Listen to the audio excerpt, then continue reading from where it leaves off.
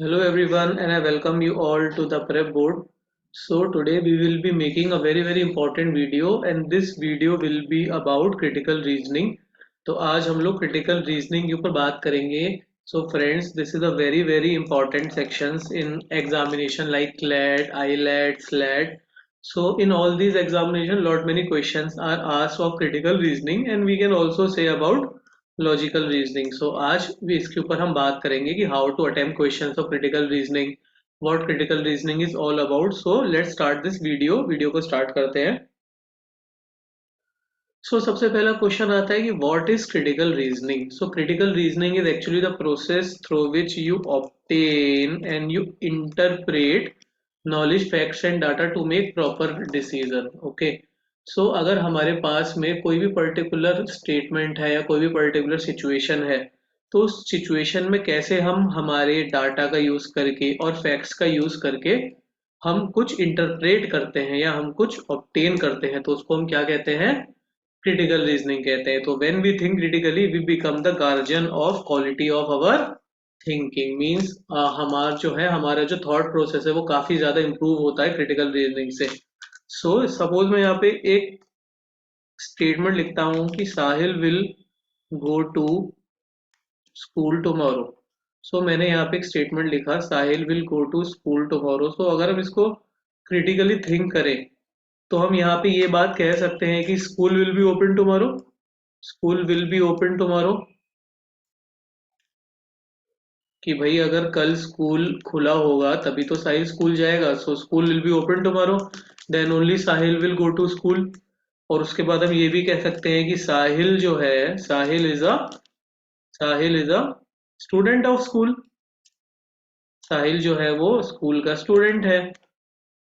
In this way हम हमारे जैसे हमने एक छोटा सा स्टेटमेंट लिया, मैंने आपको एक एग्जांपल दिया कि कैसे हम उसको क्रिटिकली थिंक कर सकते हैं. तो school will be open tomorrow, यहाँ पे हमारे पास में क्या हो रहा है, एक तरह का अजम्पशन हो रहा है. इसके बारे में हम और डिटेल में आगे बात करेंगे. आई थिंक आपको रफ आइडिया हो गया होगा कि what is actually critical reasoning, कि किसी भी स्टेटमेंट को हम कुछ फैक्ट्स का यूज करके इंटरप्रेट कर सकते हैं. Let's move forward. Type of question देखिए, जब आप क्लैट के एग्जाम में जाएंगे, आईलेट में जाएंगे, स्लैट में जाएंगे, जिस भी एग्जाम में जाएंगे, तो उसमें जो हमारे पास टाइप ऑफ क्वेश्चंस आएंगे, generally 4 to 5 types of questions हम एक्सपेक्ट करते हैं. तो पहला होता है हमारा स्ट्रेंथनिंग द आर्ग्यूमेंट, मतलब जैसे हमने कोई स्टिमुलस दिया या कोई पैसेज दिया तो उसको स्ट्रेंथन करना, तो वो हमारा हो गया स्ट्रेंथनिंग द आर्ग्यूमेंट. उसके बाद हमारा आ जाता है वीकनिंग द आर्ग्यूमेंट, मतलब कि जैसे कोई हमने पैसेज है तो उस पैसेज को वीक करने वाले जो स्टेटमेंट होते हैं वो वीकनिंग द आर्ग्यूमेंट आ जाते हैं. फिर फ्लॉ इन द आर्ग्यूमेंट, मतलब हमने कोई चीज बोली अपने पैसेज में लेकिन अगर वो चीज गलत है तो उसको पूछ सकते हैं हमसे, तो इससे इसको कहते हैं फ्लॉ इन द आर्ग्यूमेंट. उसके बाद आ जाता है हमारा अजम्पशंस. अजम्पशन मतलब कि जो चीज हम बिलीव करके चलते हैं पहले से, कि हम बिलीव कर लेते हैं कि वो चीज हमारी ट्रू होगी. जैसे लास्ट एग्जाम्पल में हमने क्या अज्यूम किया था कि Sahil will go to school tomorrow, तो इसमें हमने अज्यूम किया था कि स्कूल जो है वो कल ओपन होगा. School will be open tomorrow, that is called assumption. और उसके बाद हमारे लास्ट में आ जाता है कंक्लूजन एंड इन्फ्रेंसेस. तो देखिए, जो कंक्लूजन एंड इन्फ्रेंसेस होते हैं हमारे, वो एट द लास्ट में जो हम पैसेज को जब समराइज करते हैं, तो उस केस में जो हम हमारी जो मेन समरी होती है उससे अगर हम कुछ आइडिया निकालते हैं तो वो हमारा कंक्लूजन में आ जाता है. You can note these points, और यही हमारे से क्वेश्चन पूछे जाएंगे हमारे एग्जाम में. आगे बढ़ते हैं. स्ट्रक्चर ऑफ क्वेश्चंस की अगर मैं बात करूं तो देखिए, हमारे पास में ना हमें एक पैसेज दिया होगा हमारे एंट्रेंस एग्जाम में, जिसको हम स्टिम्युलस भी कहते हैं. हम उस पर्टिकुलर पैकेज को क्या कहते हैं? स्टिम्युलस कहते हैं. और उस पैसेज के बाद there will be 4 to 5 questions जो हमें आंसर करने रहेंगे. और हर क्वेश्चन के हमारे पास में 4 ऑप्शंस होंगे, जिन 4 ऑप्शन में से एक को हमें आंसर को मार्क करना है. तो क्वेश्चन जो होंगे वो मिक्स होंगे, स्ट्रेंथनिंग भी होगी, वीकनिंग भी होगी. There will be guys assumption also and conclusion also, and there will it can be a mix of all this. इन सबका मिक्स होगा, कुछ क्वेश्चन स्ट्रेंथनिंग के होंगे, कुछ वीकनिंग के होंगे, कुछ assumption, कुछ कंक्लूजन के होंगे. There will be mix of questions. Generally CLAT exam में 25 to 30 क्वेश्चंस हमारे क्रिटिकल रीजनिंग के आते हैं. उसके बाद में क्लैट में हमने फिर हमारा आईलेट भी हो गया, हमारा स्लैट भी हो गया. तो जो भी हमारे प्रोमिनेंट एंट्रेंस एग्जामिनेशन है, जनरली हम 25 to 30 एक्सपेक्ट करते हैं क्वेश्चंस. और गाइस, इसके अंदर नेगेटिव मार्किंग भी होती है. सो आपको जो ही क्वेश्चन अटेम्प्ट करने हैं जो आपको पूरे आते हैं, negative marking will be there in the critical reasoning question, so you can note this. And let's move forward, आगे बढ़ते हैं। और हम अब आगे बात करेंगे टिप्स फॉर प्रिपरेशन की, कैसे हम अच्छे से प्रिपेयर कर सकते हैं। सबसे पहले देखिए गाइस, ये बहुत इंपॉर्टेंट है कि सबसे पहले रीड क्वेश्चंस फर्स्ट। पहले हमें क्या करना है, क्वेश्चंस को रीड करना है। पहले आपने अगर स्टूडेंट्स पैसेज को पढ़ लिया, उसके बाद आप क्वेश्चन पढ़ोगे, वापस क्वेश्चन पढ़ने के फिर से आप ऊपर पैसेज में जाओगे, तो कहीं ना कहीं आपका जो टाइम है ना उस केस में वेस्ट होगा। तो अगर आपको टाइम को सेव करना है तो पहले क्वेश्चन रीड करिए, उसके बाद आप आगे पैसेज को रीड करिए। उसके बाद सेकंड है divide the passage into introduction main body. जैसे पैसेज में हमने क्या किया, इंट्रोडक्शन को अलग कर लिया, जो मेन बॉडी है उसे अलग कर लेंगे, समरी को स्टूडेंट्स हम अलग कर लेंगे। इससे हमारा क्या फायदा होता है कि अगर हमने समरी को अलग कर लिया, पैसेज को अलग कर लिया, तो it will help in finding answers. ये जो हमारे आंसर्स हैं उनको चॉक डाउन करने के लिए बहुत ईजी हो जाएगा, हम प्रॉपरली स्ट्रक्चर कर सकते हैं हमारे आंसर्स को। फिर तीसरा आता है find the central theme for passage, यानी कि जो हमारा पैसेज है उसकी सेंट्रल थीम क्या है वो हमें पता करनी चाहिए, और हमारा जो ऑथर है, ऑथर का ओपिनियन क्या है, this is very important to find out. तो ये थर्ड पॉइंट भी बहुत इंपॉर्टेंट है कि हमें जो सेंट्रल थीम है उसको पता करना है।